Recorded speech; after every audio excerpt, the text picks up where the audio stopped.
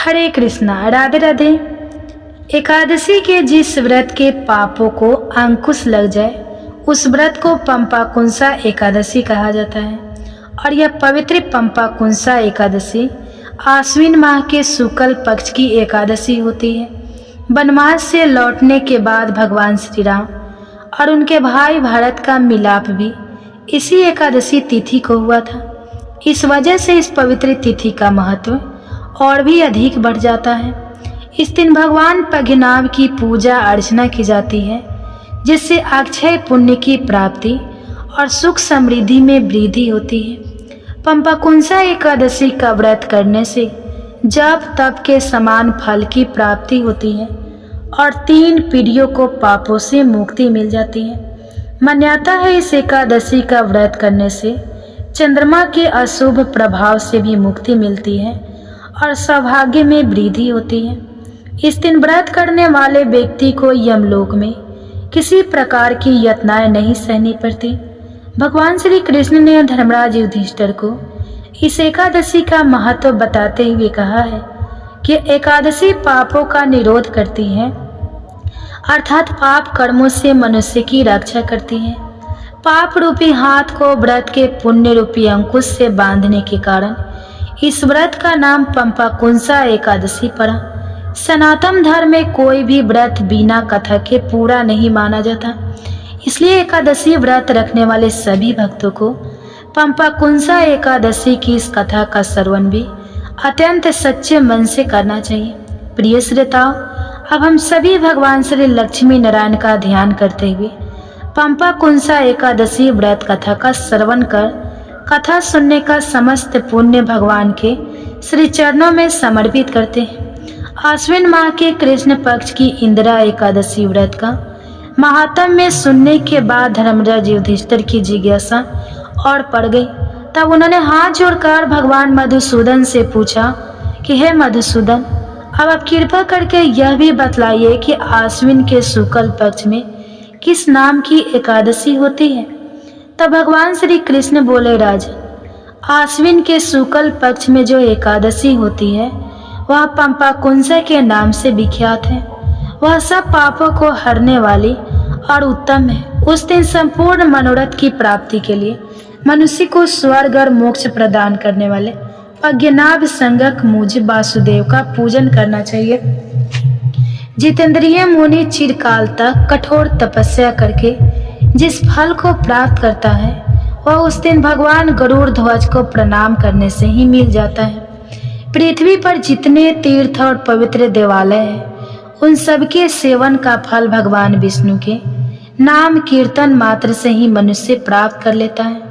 जो सारंग धनुष धारण करने वाले सर्वव्यापक भगवान जनार्दन की शरण में जाते हैं उन्हें कभी यमलोक की यातना नहीं भुगतनी पड़ती।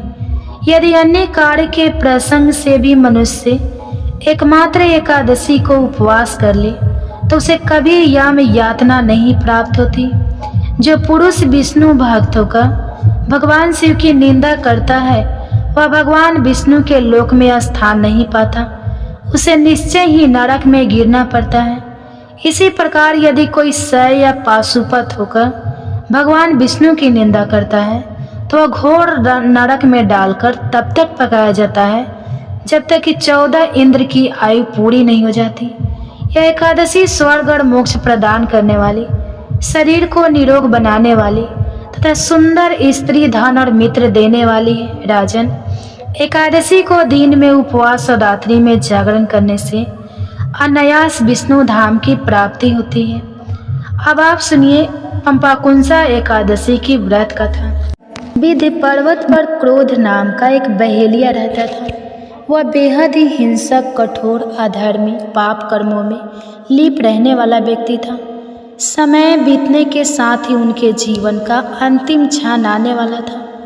उसकी मृत्यु से एक दिन पहले यमदूतों ने उसे संदेश दिया कि कल तुम्हारा जीवन का अंतिम दिन है, कल हम तुम्हारे प्राण लेने आएंगे। इस बात को जानकर बहेलिया बहुत ही दुखी और भयभीत हो गया। वह परेशान होकर अंगिरा ऋषि के आश्रम में पहुंच गया। वह अंगिरा ऋषि को दंडवत प्रणाम किया और अपने साथ हुई पूरी घटना उन्हें बताई। उसने कहा कि उसने पूरे जीवन पाप कर्म किए हैं, इनसे वह मुक्त होना चाहता है। इसलिए आपसे अनुरोध है कि आप ऐसा कोई उपाय बताएं जिसे करने से उसे मोक्ष मिल जाए और वह पापों से मुक्त हो जाए। तब अंगिरा ऋषि ने उसे पंपाकुंसा एकादशी व्रत को विधि पूर्वक करने को कहा। तब उस बहेली ने पंपाकुंसा एकादशी व्रत को विधि विधान से किया जैसा ऋषि ने उसे बताया था। इस व्रत के पुण्य प्रभाव से उसके जीवन भर के सभी पाप नष्ट हो गए। जीवन के अंतिम क्षणों में उसे श्रीहरि की कृपा से मोक्ष की भी प्राप्ति हो गई। भगवान श्री कृष्ण ने युधिष्ठिर से कहा कि जो भी व्यक्ति पंपाकुंसा एकादशी का व्रत करता है उसे सुयोग्य जीवन साथी मिलता है। धन और धान्य की कोई कमी नहीं रहती। वह स्वयं का उद्धार तो करता ही है, उसकी कई पीढ़ियाँ भी तर जाती हैं। अतः इस दिन सोना, तिल, अन्न, जल, छाता आदि का दान करना अति उत्तम होता है। तो प्रेम से बोलिए भगवान श्री लक्ष्मी नारायण जी की जय, माता तुलसी और शालिग्राम जी की जय। अब सुनेंगे एकादशी माता की कथा। तो प्रेम से बोलिए एकादशी माता की जय। सतयुग में मूर नामक एक भयंकर दैत्य था। वह बड़ा बलशाली और भयानक था। उस भयानक और प्रचंड शक्तिशाली दैत्य ने इंद्र, आदित्य, वसु, आयु, अग्नि आदि समस्त देवताओं को पराजित करके स्वर्ग से भगा दिया। तब इंद्र सहित सब देवताओं ने भयभीत होकर भगवान उमापति भोले शंकर को अपने दुखों का कारण और उस भयानक दैत्य का वृतांत सुनाया। देवता हाथ जोड़कर बोले, हे कैलाशवासी अविनाशी, मूढ़ दैत्य के भय से भयभीत होकर समस्त देवी देवता बेचैन हुए, मृत्यु लोक में मारे मारे फिर रहे। समस्त सूर समाज को बेचैन देखकर और उनकी अनन्य विनय सुनकर भगवान भोले भंडारी बोले, हे देवताओं, तीनों लोकों के स्वामी और भक्तों के समस्त दुखों का विनाश करने वाले भगवान विष्णु की शरण में जाओ, वे ही तुम्हारे इस महान कष्ट का निवारण करेंगे। भगवान शिव जी की यह बात सुनकर इंद्र आदि समस्त देवता एकत्रित होकर क्षीर सागर, जहाँ शेषनाग की सैया पर भगवान कमलापति शयन कर रहे थे, वहाँ पर जा पहुँचे। वहाँ पहुँचकर भगवान विष्णु को सोते हुए देखकर सभी देवता हाथ जोड़कर और नतमस्तक होकर स्तुति तथा विनती करने लगे। देवताओं ने कहा, हे शंख चक्र, गदा, पगा तथा वन मालाओं से अलंकृत देवाधिदेव, हे देवताओं द्वारा स्तुति करने योग्य आपको कोटि कोटि प्रणाम है। हे सूर नर मुनिजन की रक्षा करने वाले महाप्रभु, आपको बारंबार नमस्कार है। हे दया के धाम प्रभु, आप हमारी रक्षा कीजिए। दैत्यों से भयभीत होकर हम आपकी शरण आए हैं। आप ही समस्त ब्रह्मांड के कर्ता धर्ता। भयभीत होकर हम आपकी शरण आए, आप ही समस्त ब्रह्मांड के कर्ता धर्ता और माता पिता हैं। आप ही उत्पत्ति और पालन करता तथा संहार करने वाले और सबको शांति प्रदान करने वाले हैं। आकाश और पाताल भी आप ही हैं। आप ही हम सबके पितामह, सूर्य, चंद्र, अग्नि, वायु, ब्रह्मा, हव्य, कबीर भी आप ही हैं। आप सर्वव्यापक हैं। आपके अतिरिक्त चर अचर कुछ भी नहीं है। हे महाप्रभु, दैत्य मूढ़ ने हमें पराजित करके स्वर्ग से भगा दिया। हम सब देवता इधर उधर मारे मारे फिर रहे हैं। सो हे मधुसूदन, आप उन दैत्यों से हम सबकी रक्षा कीजिए, रक्षा कीजिए। देवताओं की यह विनती सुनकर भगवान कमलापति बोले, हे सुरो, ऐसा मायावी दैत्य कौन है? उसमें ऐसा कितना बल है? वह किसके आश्रय है तथा वह कहाँ रहता है? यह सब मुझसे कहो। भगवान विष्णु की यह बात सुनकर देवराज इंद्र बोले, हे प्रभु, प्राचीन काल में नारी जंद नाम का एक राक्षस था। उसी का पुत्र महाबलशाली, महाप्रक्रमी, विश्वविख्यात मूढ़ नामक दैत्य है। वह चंद्रावती नामक नगरी में रहता है। उस महाअसुर ने समस्त देवताओं को स्वर्ग से निकाल के अपना अधिकार कर लिया है। वह स्वयं इंद्र, अग्नि, वरुण, कुबेर, यम आदि सबके स्थान पर अपना आधिपत्य जमाकर और स्वयं सूर्य बनकर प्रकाश करता है।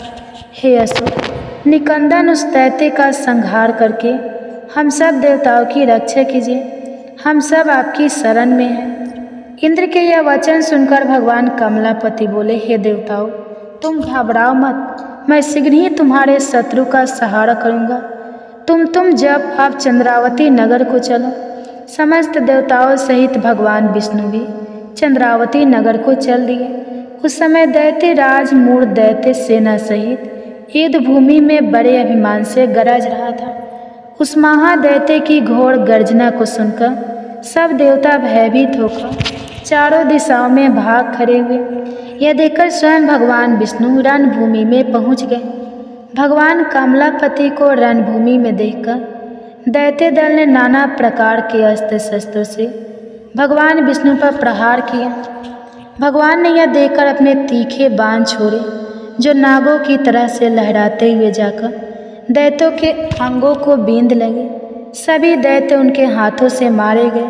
केवल दैत्य राजमूढ़ ही जीवित बचा था। दैत्य राजमूढ़ अविचल भाव से भगवान के साथ युद्ध करता रहा। यह देखकर सूर्य समाज अत्यंत बेचैन होने लगा। जो भी तीक्ष्ण बाण उसके शरीर में मारते वे उसके अंगों में पुष्पों के समान लगते थे। शास्त्रों से उस महादैत्य का शरीर छीन भीन हो गया, परंतु वह फिर भी युद्ध करता रहा। इसके बाद भगवान और दैत्य का मल युद्ध होने लगा। इस प्रकार 100,000 वर्ष तक दोनों का युद्ध हुआ, परंतु वह महाबली दैत्य फिर भी पराजित नहीं हुआ। तब भगवान उस मूढ़ दैत्य से लड़ते लड़ते थक गए और बद्रिका आश्रम को चले गए। वहाँ पर हेमवंती नाम की एक सुंदर गुफा थी। विष्णु भगवान उस गुफा में विश्राम करने लगे। वह गुफा योजन लंबी और उसका एक ही द्वार था। दैत्य राज मूढ़ भी भगवान का पीछा करते हुए उस गुफा में पहुँच गया। वह दैत्य भगवान विष्णु को सोया देखकर उन्हें मारने के लिए उद्यत हुआ। वह अभी मारने का प्रयत्न ही कर रहा था। उसी क्षण विष्णु भगवान के शरीर से एक अति तेजस्वी तथा अत्यंत प्रभावशाली कन्या अस्त्र शस्त्र धारण की हुई उत्पन्न हुई। उस कन्या के बल पराक्रम को देखकर आश्चर्यचकित हुआ। मोर उसके साथ युद्ध करने लगा। उस कन्या के युद्ध कौशल पराक्रम तथा वीरता को देखकर दैत्य ने विचार किया कि इस कन्या को इतना भयानक युद्ध करना किसने सिखाया है। यह तो बड़ा भयंकर युद्ध करती है। वह अभी विचार कर ही रहा था कि उस प्रभावशाली देवी ने एक ऐसा बाण मारा कि दैत्य राज का रथ टूटकर चूर चूर हो गया। देवी ने उसके शस्त्र अस्त्रों को काटकर टुकड़े टुकड़े कर दिए।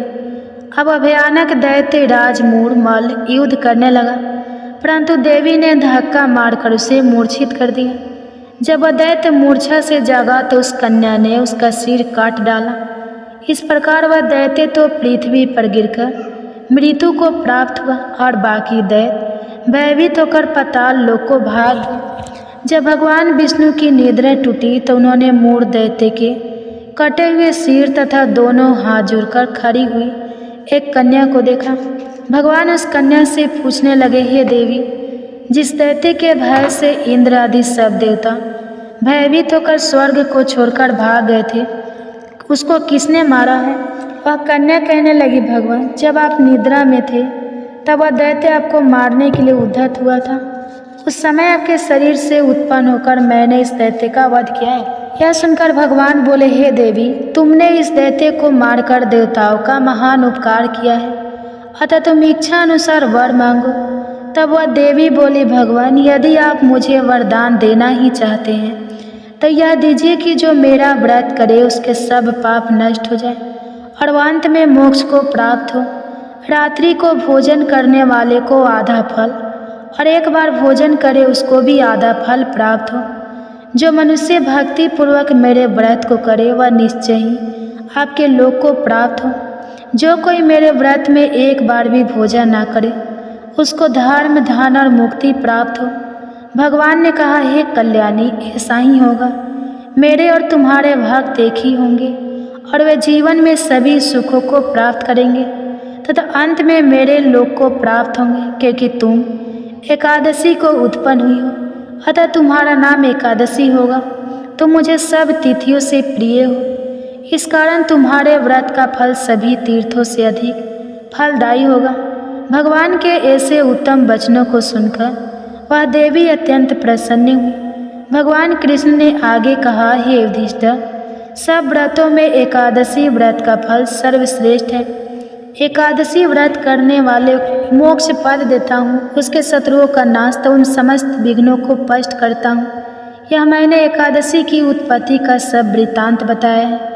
एकादशी पापों को नष्ट करने वाली तथा सिद्धि देने वाली है। जो मनुष्य इस एकादशी महात्म्य को पढ़ता अथवा सुनता है, उसको अश्वमेध यज्ञ का फल प्राप्त होता है। तो प्रेम से बोले एकादशी माता की जय, विष्णु भगवान की जय। अब हम सुनेंगे 11 माता की दूसरी कहानी और उसके बाद में भगवान श्री कृष्ण के किसी भी एक स्वरूप की कथा अवश्य सुननी चाहिए, क्योंकि एकादशी के दिन भगवान श्री कृष्ण जी की पूजा भी की जाती है। पहले हम सुनेंगे एकादशी माता की दूसरी कथा। एक बार एक राज्य में एक राजा रहा करता था। राजा बहुत ही बुद्धिमान और बलशाली था। राजा सदा ही अपनी प्रजा का बहुत अच्छे से ध्यान रखता था। प्रजा भी राजा को बहुत पसंद करती थी। राजा की 2 बेटियां थीं। राजा अपनी दोनों बेटियों से बहुत प्रेम करता था। राजा की छोटी बेटी देखने में बहुत सुंदर और आकर्षित थी और राजा की बड़ी बेटी छोटी बेटी के मुकाबले थोड़ी कम सुंदर थी।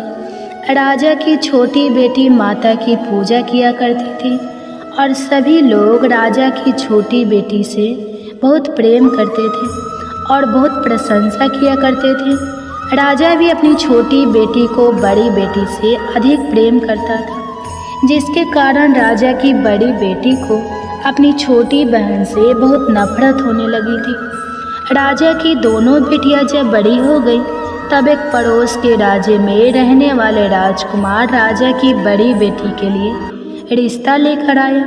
लेकिन जैसे ही उस राजकुमार की नज़रें राजा की छोटी बेटी पर पड़ी, तो वह राजकुमार राजा की छोटी बेटी पर आकर्षित हो गया और छोटी बेटी से पहली नज़र में प्रेम करने लगा। उस राजकुमार ने राजा की बड़ी बेटी के साथ विवाह करने से मना कर दिया और उसने राजा से कहा कि मैं आपकी छोटी बेटी से विवाह करना चाहता हूँ।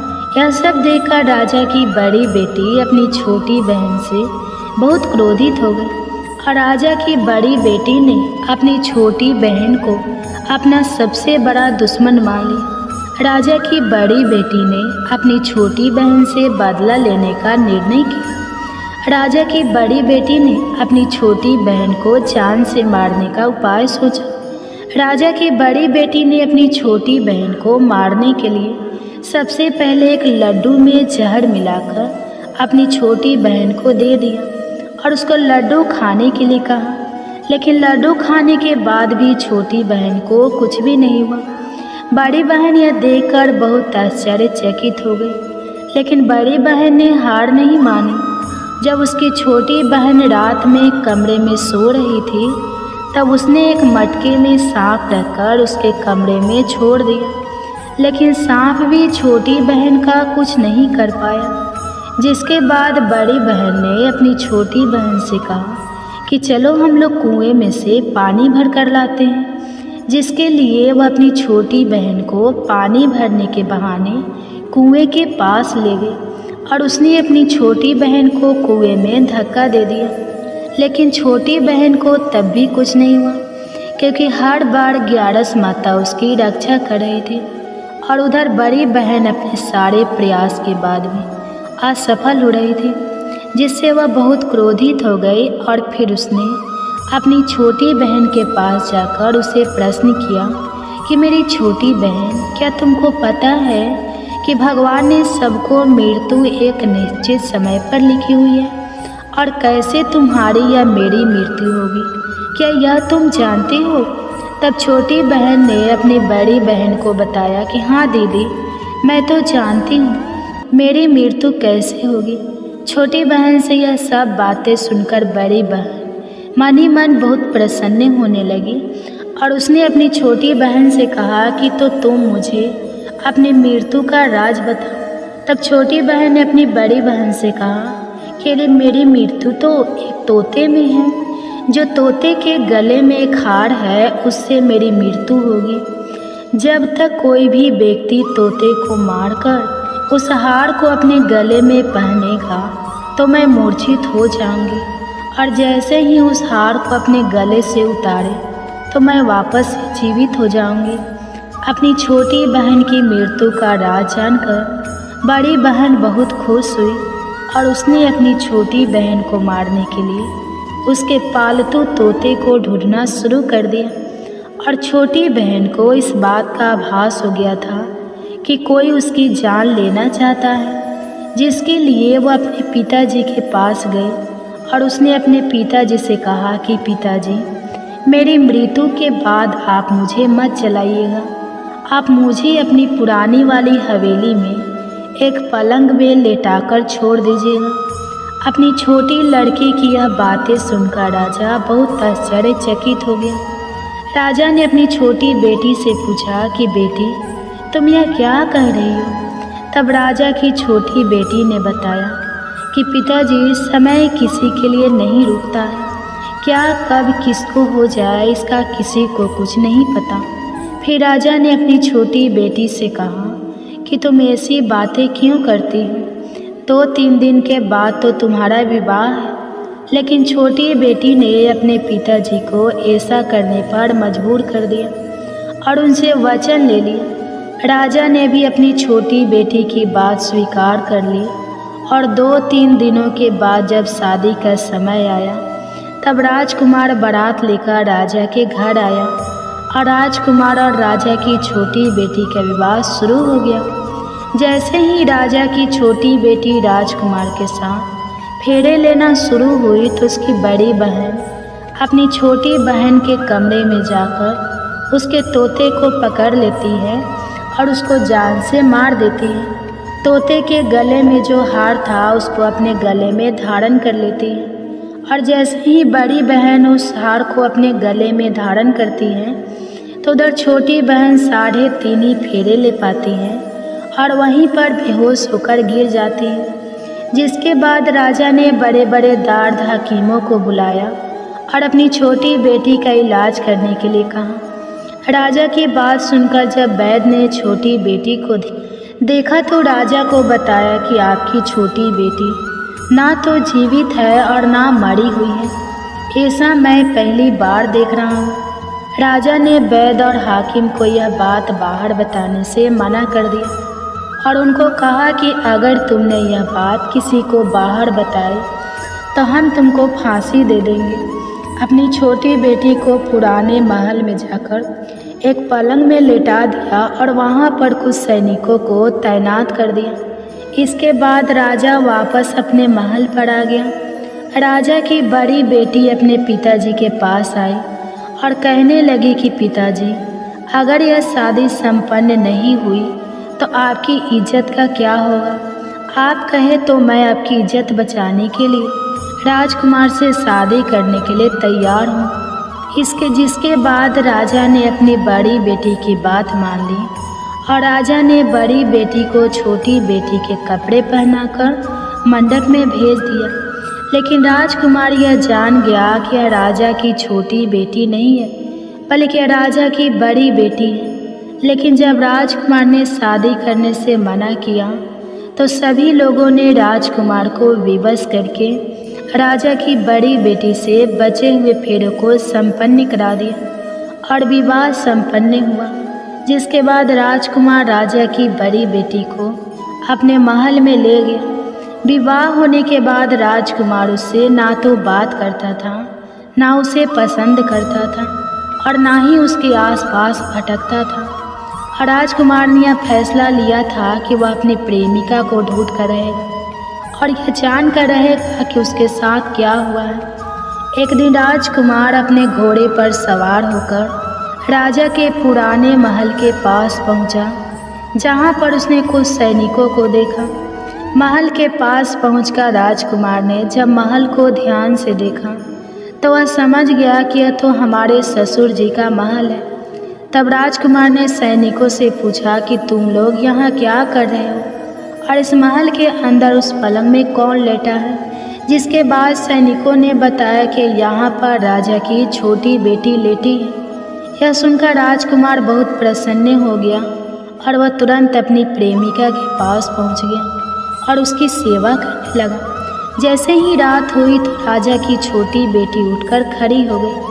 राजकुमार यह देखकर बहुत खुश हो गया और उसने अपनी प्रेमिका से पूछा कि तुम यहाँ क्या कर रही हो, तुम मेरे साथ चलो, घर चलो। राजा की छोटी बेटी ने राजकुमार को सारी बातें बता दी कि मेरी जान एक तोते में बसती थी और मैंने यह बात सिर्फ अपनी बड़ी बहन को बताई थी और मुझे पता है कि उसने ही मुझे मारने का प्रयास किया है।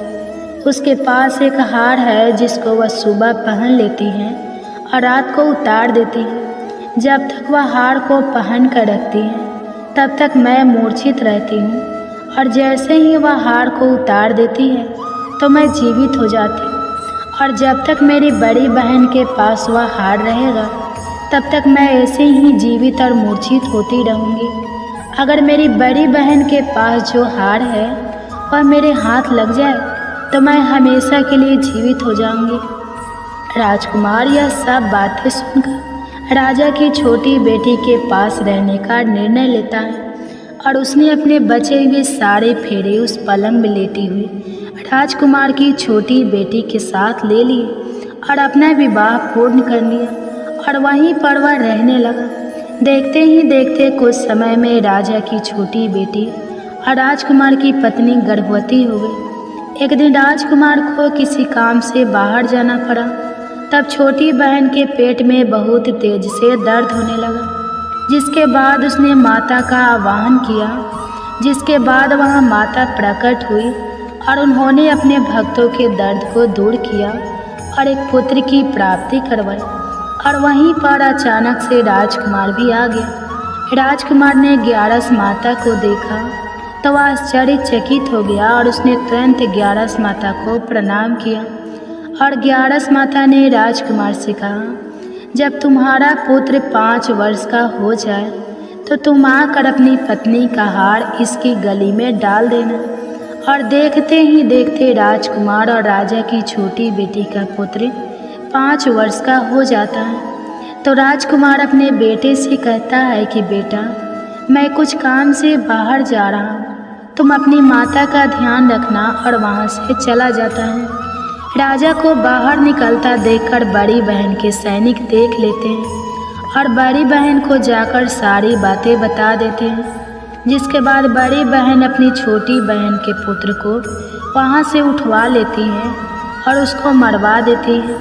छोटी बेटी के पुत्र के 2 टुकड़े करवा देती है। पहला टुकड़ा चक्के के पास छुपा देती है और दूसरा टुकड़ा अपने पलंग के नीचे रख लेती है। अब ग्यारस माता भिखारी का रूप लेकर आती हैं और एक भिखारी का रूप रखकर बड़ी बहन के पास चली जाती है। जिसके बाद वहाँ पर भिक्षा मांगने लगती है। तो बड़ी बहन अपने सैनिकों से कहती है कि जाकर भिक्षा दे दो। लेकिन जैसे ही नौकर ग्यारस माता को भिक्षा देने के लिए आते हैं तो माता उन्हें मना कर देती है और कहती है कि मैं तुम्हारी महारानी से ही भिक्षा लूँगी। जिसके बाद बड़ी बहन स्वयं ही भिक्षा देने के लिए माता के पास आती है। तब माता एक बिल्ली का रूप लेकर उसके कमरे में चली जाती हैं और वहाँ पर छोटी बेटी के पुत्र के 2 टुकड़ों को आपस में जोड़ देती है और उसे जीवित कर देती है। फिर उसे वहाँ से ले जाती है। राजकुमार अपने बेटे को लेकर अपनी पत्नी के पास आ जाता है और उसे कहता है कि तुम इसका ध्यान रखना। अगर तुम इस बच्चे का अच्छे से ध्यान रखोगी तो मैं तुमसे बात करूँगा। एक दिन राजकुमार अपने बच्चे से कहता है कि तुम मम्मी से उनके गले का हार मांग लो। तो अपने पिता की बात मानकर राजकुमार का लड़का अपनी मम्मी के पास जाता है और कहता है कि मम्मी, मुझे तुम्हारा हार चाहिए। यह सुनकर पहले तो बड़ी बहन बहुत क्रोधित होती है, पर उसको याद आता है कि राजकुमार ने कहा था कि अगर मैं इस बच्चे का ध्यान अच्छे से रखूंगी तो वह मुझसे बात करेंगे। जिसके कारण वह हार उस बच्चे को दे देती है और वह तुरंत हार को ले जाकर अपने पिताजी को दे देता है। और तभी राजकुमार अपने बेटे को लेकर वहाँ से जाने लगता है और अपनी पत्नी से कहता है कि तुम हमारे लिए खाना बनाकर रखना, मैं शाम को आकर तुम्हारे साथ खाना खाऊंगा। और वह अपने बेटे को लेकर वहाँ से चला जाता है, जिसके बाद वह राजा के पास जाता है और उनको सारी बातें बता देता है। राजा अपनी बड़ी बेटी की यह करतूत सुनकर बहुत क्रोधित होते हैं और अपनी परवरिश पर ही दोष देने लगते हैं। राजकुमार को अपनी छोटी बेटी के साथ रहने के लिए आदेश दे देते हैं। इस प्रकार 11 माता की कृपा से राजकुमार और राजा की छोटी बेटी सुखपूर्वक रहने लगी। प्रेम से बोलिए एकादशी माता की जय। प्रेम से बोलिए माता लक्ष्मी और भगवान विष्णु की जय, माता पार्वती और भगवान शंकर की जय। कथा के बाद अब आप आरती श्रवण कीजिए।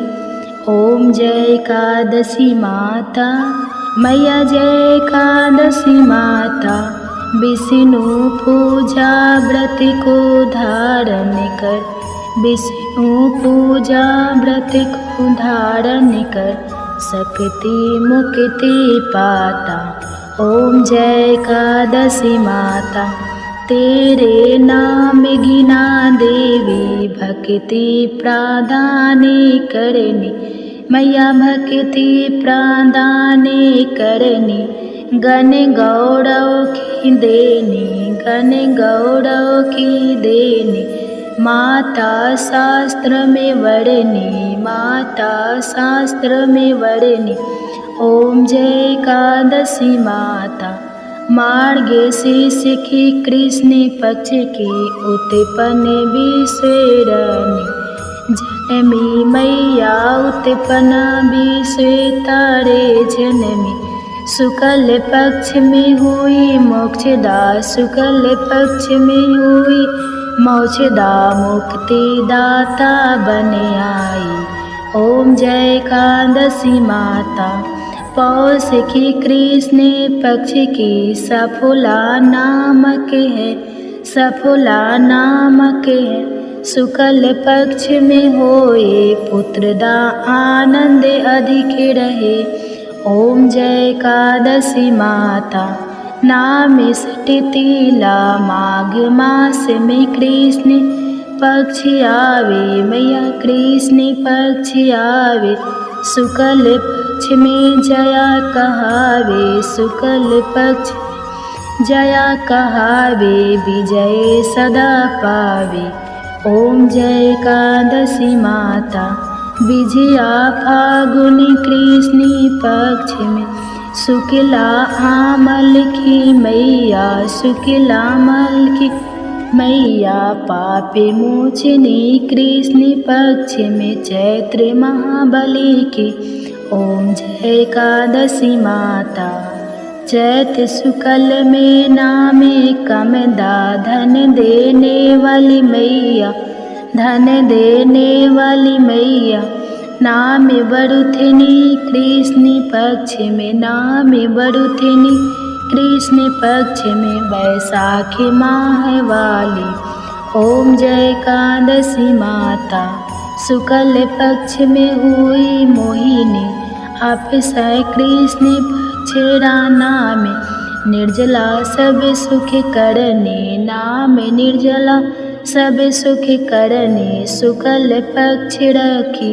ओम जय एकादशी माता, योगिनी नाम आषाढ़ में जानो, कृष्ण पक्ष करनी देवसैनी नाम कहाओ, शुक्ल पक्ष धरनी। ओम जय एकादशी माता, कामिका श्रावण मास में आवे, कृष्ण पक्ष कहिए श्रावण शुक्ला होए, पवित्र आनंद से रहिए। ओम जय एकादशी माता, आजा भाद्रपद कृष्ण पक्ष की, परिवर्तन शुक्ला इंद्र आश्विनी कृष्ण पक्ष में, इंद्र आश्विनी कृष्ण पक्ष में, भवसागर निकला। ओम जय एकादशी माता, पापे कुंसा शुक्ल पक्ष में, आपे हरण हारी, रामा माँ कार्तिक में आवे सुखदायक भारी। ओम जय एकादशी माता देवोत्थिनी शुक्ल पक्ष की दुख ना सके मैया दुख ना सके मैया पावन मास में करू विनती पावन मास में करू विनती पार करो नैया। ओम जय एकादशी माता परमा कृष्ण पक्ष में होती जन मंगल करनी मैया जन मंगल करनी मैया। शुक्ल मास में होए पगनी शुक्ल मास में होए पगनी दुख दरिद्र। ओम जय एकादशी माता जो कोई आरती एकादशी की भक्ति सहित गावे मैया भक्ति सहित गावे। जन गुरु देता स्वर्ग का वासा जन गुरु देता स्वर्ग का वासा निश्चय वह पावे। ओम जय एकादशी माता ओम जय एकादशी माता ओम जय एकादशी माता। प्रेम से बोले एकादशी माता की जय। प्रेम से बोले लक्ष्मी नारायण भगवान जी की जय। आशा करती हूँ आप सभी का पुत्रदा एकादशी का व्रत सफल हो और भगवान श्री लक्ष्मी नारायण जी की कृपा आप और आपके पूरे परिवार पर सदा बनी रहे। आपको यह कथा पसंद आई हो तो वीडियो को लाइक करिएगा, शेयर करिएगा, कमेंट्स में भगवान श्री विष्णु जी और माता लक्ष्मी जी की जय लिखिएगा और चैनल को सब्सक्राइब कीजिएगा। जय श्री राधे राधे कृष्णा। प्रिय श्रोताओं, एकादशी के दिन एकादशी व्रत कथा के साथ ही 11 माता की कथा की भी अवश्य ही सुननी चाहिए। इससे व्रत का पूर्ण फल प्राप्त होता है। तो आइए सुनते हैं 11 माता की कथा। एकादशी भगवान श्री हरि विष्णु की साक्षात शक्ति है, जिस शक्ति ने उस असुर का वध किया जिससे भगवान भी जीत पाने में असमर्थ थे। उस शक्ति के आगे भला मनुष्य के पाप रूपी असुर कैसे टिक सकते हैं। जिस शक्ति ने देवताओं के कष्ट को हर कर उन्हें सुख दिया, वह प्राणी मात्र को क्या नहीं दे सकती। सुख, समृद्धि, शांति और मोक्ष समस्त सुख सहज ही प्राप्त हो जाते हैं। हे प्रिय भक्तों, 11 माता की भक्ति में इतनी शक्ति है कि जिसके प्रभाव से मनुष्य को सहज ही सभी प्रकार के सुख प्राप्त होते हैं और अंत समय में मोक्ष की प्राप्ति होती है। 11 माता की कथा के अनुसार सतयुग में एक महाभयंकर दैत्य हुआ करता था। उस दैत्य का नाम था मूढ़। उस दैत्य ने इंद्र आदि सभी देवताओं पर विजय प्राप्त करके उन्हें उनके पद से हटा दिया था। तब इंद्र आदि देवताओं ने भगवान शंकर से प्रार्थना की कि हे भोलेनाथ, हम सभी देवता मूढ़ दैत्य के अत्याचारों से दुखी होकर मृत्यु लोक में अपना जीवन व्यतीत कर रहे हैं। राक्षस के भय से हम बहुत दुख और कष्ट भोग रहे हैं। मैं स्वयं बहुत दुखी और भयभीत हूँ। अन्य देवताओं की तो बात ही क्या करें। इसलिए हे कैलाशपति, कृपा करके आप मूढ़ दैत्य के अत्याचार से बचाने का कोई उपाय बताइए। हे प्रिय भक्तों, देवराज इंद्र की प्रार्थना सुनकर भगवान शंकर ने कहा, हे देवेंद्र, आप भगवान श्री हरि विष्णु की शरण में जाइए। मधु कैटभ का संहार करने वाले भगवान श्री हरि विष्णु देवताओं को अवश्य ही इस भय से मुक्त करेंगे। भगवान शंकर के आदेश के अनुसार इंद्र तथा अन्य सभी देवता शेर सागर गए, जहाँ पर भगवान श्री हरि विष्णु शेष शैया पर विराजमान थे। इंद्र सहित सभी देवताओं ने भगवान श्री हरि विष्णु को देखा और उनके सामने उपस्थित होकर उनकी स्तुति करने लगे। देवता कहने लगे, हे तीनों लोकों के स्वामी, आप स्तुति करने योग्य हैं। हम सभी देवताओं का आपको कोटि कोटि प्रणाम है। हे दैत्यों के सहारा, हम आपकी शरण में हैं, आप हमारी रक्षा करें। हे त्रिलोकपति, हम सभी देवता दैत्यों के अत्याचार से भयभीत होकर आपकी शरण में आए हैं। इस समय दैत्यों ने हमें स्वर्ग से निकाल दिया है और हम सभी देवता बड़ी ही दयनीय स्थिति में मृत्यु लोक में घूम रहे हैं। अब आप ही हमारे रक्षक हैं, हमारी रक्षा करें। हे जगन्नाथ, आप हमारी रक्षा करें। देवताओं की करुण पुकार सुनकर भगवान श्री हरि विष्णु बोले, हे देवगुण, कौन सा दैत्य है जिसने देवताओं को जीत लिया है? आप सभी देवक किसके भय से पृथ्वी लोक में भटक रहे हैं? क्या वह दैत्य इतना बलवान है जिसने इंद्र सहित सभी देवताओं को जीत लिया है? तुम निर्भय होकर मुझे सब हाल बताओ। भगवान श्री हरि विष्णु के स्नेहमय वचनों को सुनकर देवेंद्र ने कहा, हे प्रभु, प्राचीन काल में ब्रह्मा वंश में उत्पन्न हुआ नारी जंगम नाम का एक असुर था, जिसका मूड नामक एक पुत्र है जो चंद्रवर्ती नामक नगरी में निवास करता है, जिसने अपने बल के मृत्यु लोक और देवलोक को जीत लिया है और सभी देवताओं को देवलोक से निकालकर अपने दैत्य कुल के असुरों को इंद्र, अग्नि, यम, वरुण और चंद्रमा आदि सभी को लोकपाल बना दिया है। वह स्वयं सूर्य बनकर पृथ्वी को तापता है और स्वयं मेघ बनकर जल की वर्षा करता है। इसलिए आप इस बलशाली भयानक असुर का संहार करके देवताओं की रक्षा करें। देवेंद्र के मुख से ऐसे वचन सुनकर भगवान श्री हरि विष्णु बोले, हे देवताओं, मैं आपके शत्रु का शीघ्र ही संहार करूँगा। आप सभी इसी समय मेरे साथ चंद्रवर्ती नगरी चलिए। देवताओं की पुकार पर भगवान श्री हरि विष्णु तुरंत ही उनके साथ चल पड़े और उधर दैत्यराज मूड ने अपने तेज से जान लिया था कि भगवान श्री हरि विष्णु युद्ध की इच्छा से उसकी राजधानी में आ रहे हैं। इसलिए अपने राक्षस योद्धाओं के साथ वह भी युद्ध भूमि में आकर गरजने लगा और देखते ही देखते युद्ध प्रारंभ हो गया। युद्ध शुरू होने पर अनगिनत असुर अपने अस्त्र शस्त्रों के धारण करके देवताओं से युद्ध करने लगे, लेकिन देवता तो पहले से ही डरे हुए थे। वह अधिक देर तक राक्षसों का सामना ना कर सके और भाग खड़े हुए। तब भगवान श्री हरि विष्णु स्वयं युद्ध भूमि में आ गए। दैत्य पहले से भी ज़्यादा जोश में भरकर भगवान श्री हरि विष्णु से युद्ध करने लगा। वे अपने अस्त्र शस्त्रों से उन पर भयानक प्रहार करने लगा। दैत्यों के आक्रमण वारों को श्री हरि विष्णु अपने चक्र और गदा के प्रहारों से नष्ट करने लगे। इस युद्ध में अनेक दैत्य सदा के लिए मृत्यु की गोद में समा गए, किंतु दैत्यराज मूढ़ भगवान विष्णु के साथ निश्चल भाव से युद्ध करता रहा। उसका तो जैसे अभी बाल था, बाका नहीं हुआ था। वह बिना डरे युद्ध कर रहा था। भगवान विष्णु मूर्ख को मारने के लिए जिन जिन शास्त्रों का प्रयोग करते, वे सब उसके तेज से नष्ट होकर उस पर पुष्पों के समान गिरने लगते। अनेक अस्त्र शस्त्रों का प्रयोग करने पर भी भगवान श्री हरि विष्णु उसे जीत ना सके। तब वे आपस में मिल युद्ध करने लगे। भगवान श्री हरि विष्णु ससुर से देवताओं के लिए सहस्त्र वर्षों तक युद्ध करते रहे, किंतु उस असुर से जीत ना सके।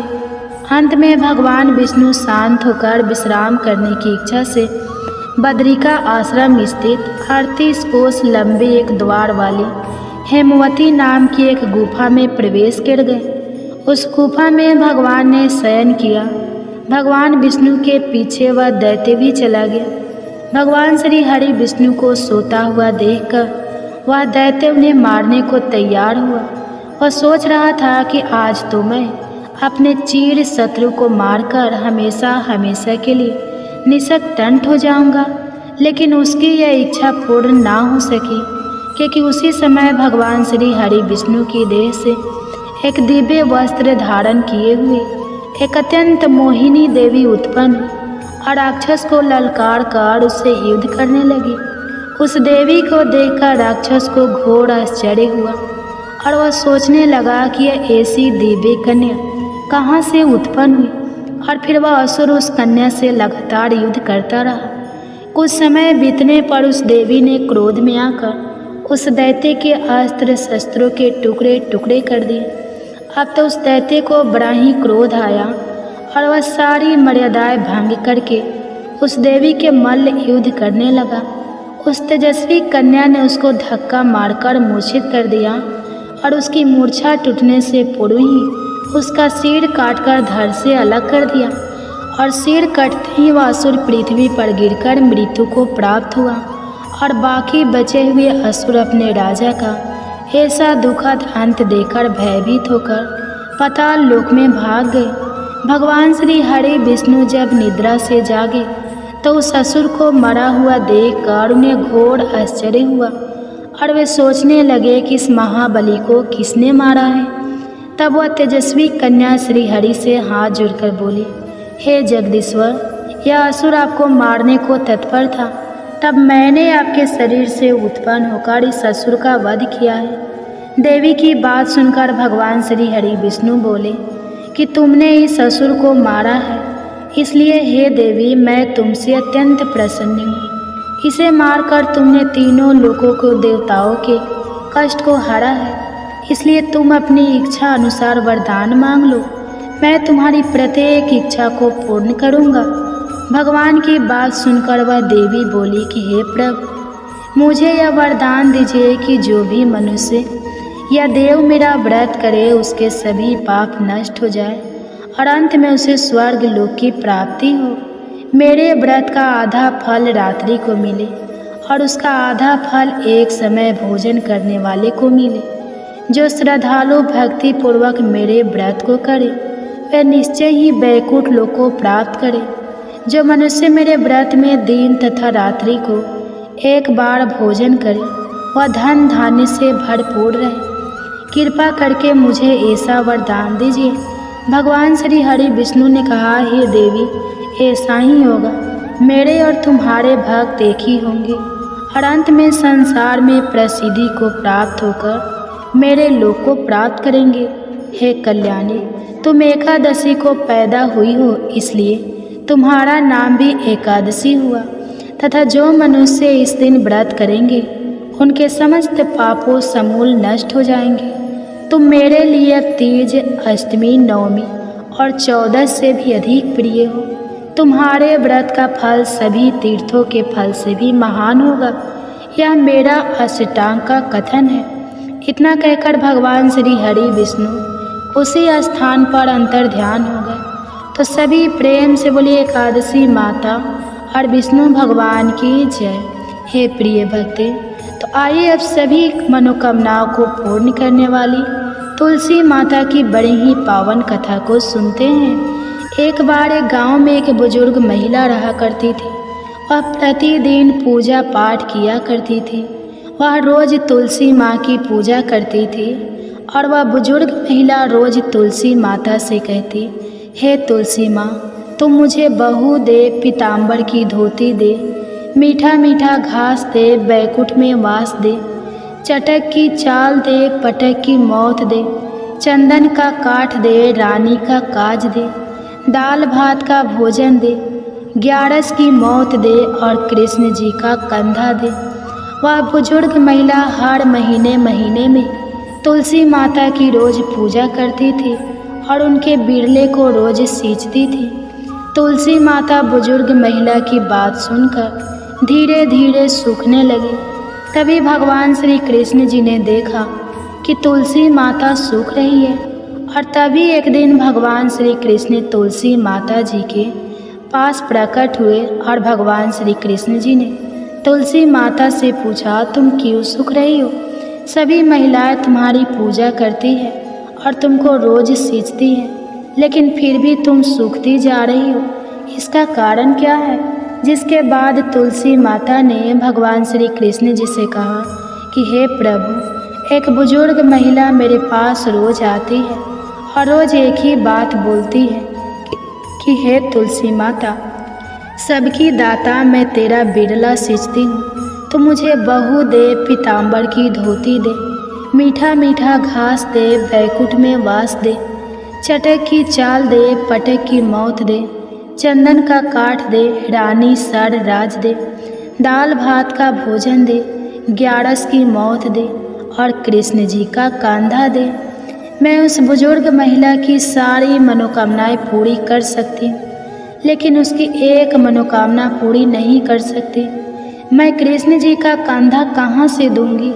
भगवान श्री कृष्ण जी तुलसी माता की यह बात सुनकर जोर जोर से हंसने लगे और फिर भगवान श्री कृष्ण जी ने तुलसी माता जी से कहा कि तुम चिंता मत करो, जब वह बुजुर्ग महिला की मृत्यु होगी तब मौके पर मैं और आप ही कंधा दे देंगे। आप सुबह जब वह पूजा करने आए तब कह देना कि सब कुछ तुम्हें मिल जाएगा। कुछ दिनों बाद वह वृद्ध महिला ठोकर खाकर रास्ते में गिर कर मर गए। पूरे गांव के सभी लोग आए और उस महिला को सभी लोग धर्मात्मा मानते थे। उसको तुलसी जी की डकुरी कहते थे। उसके परिवार में कोई भी नहीं था, इसलिए गांव वालों ने ही उसके अंतिम संस्कार करने की योजना बनाई और उसे नहलाकर जब बैकुंठी पर बैठाने के लिए उसे उठाने लगे तो उसका मृत शरीर इतना भारी हो गया था कि उसे कोई उठा नहीं पाया। यह सब देखकर वहाँ के सभी लोग तरह तरह की बातें करने लगे और कहने लगे कि यह इतना पूजा पाठ करती थी, हर समय माला फेरती थी, इसलिए यह इतनी भारी हो गई है। वही पूरे गांव में चर्चा होने लगी कि डोकरी माई कोई भक्ति नहीं करती थी या छल कपट करती थी। हम जिसे धर्मात्मा समझते थे वह पापी है जो कि किसी से भी नहीं उठ पा रही है। यह इसके कर्मों की सजा है। इधर भगवान ने सोचा कि मेरे भक्तों की निंदा हो रही है, इसलिए भगवान ने बूढ़े ब्राह्मण का वेश धारण करके वहाँ पर आए और वहाँ पर जितने भी लोग इकट्ठे हुए थे उनसे पूछने लगे कि यहाँ पर इतनी भीड़ क्यों लगी है, जिससे लोग कहने लगे कि यह डोकरी माई मर गई है और पाप इतना था कि इससे यह उठ ही नहीं पा रही है। सब उठाकर थक गए। तब ब्राह्मण जी ने कहा कि मुझे एक बार डोकरी के कानों में कहने दो, फिर वह देखो कैसे उठती है। तो सभी लोगों ने कहा कि आप भी प्रयास करके देख लीजिए। तब भगवान ने उस वृद्ध महिला के कानों में कहा कि हे डोकरी माई, देखो मैं आ गया। और जो भी बुढ़िया माई पूजा करते समय शब्द कहती थी वह शब्द उसके कानों में कहने लगे, तू बिरला सींच मेरा, मैं करूँ निस्तार तेरा। डोकरी माई बहू ले, बेटी ले, पोता ले, लड्डू ले, पीताम्बर की धोती ले, गहना ले, घी का घड़ा ले, मीठा मीठा खीर और पूड़ी ले, दाल भात का भोजन ले, धन दौलत ले, बेटा पोता को काम ले, तुलसी का पत्ता ले, मुंह में गंगा जल ले, 11 माता को दीन ले, श्री कृष्ण जी का कंधा ले। इतना सुनते ही डोकरी हल्की हो गई। भगवान ने बोला आओ और उसको उठाओ। भगवान ने हाथ लगाया और डोकरी उठ गई। सबको बड़ा ही आश्चर्य हुआ। उसे खूब धूमधाम से ले जाया गया। भगवान उसे अपने कंधे पर ले गए। पूरे गांव में इसकी चर्चा होने लगी, जिससे उसको मुक्ति मिल गई और वह बैकुंठ में चली गई। सभी लोग देखते रह गए। सभी लोगों ने देखा कि शमशान घाट तक तो ब्राह्मण साथी आया था, लेकिन अब वह दिखाई नहीं दे रहा है। इससे लोगों को समझ में आ गया कि वह और कोई नहीं, स्वयं भगवान ही बूढ़े ब्राह्मण के रूप में आए थे।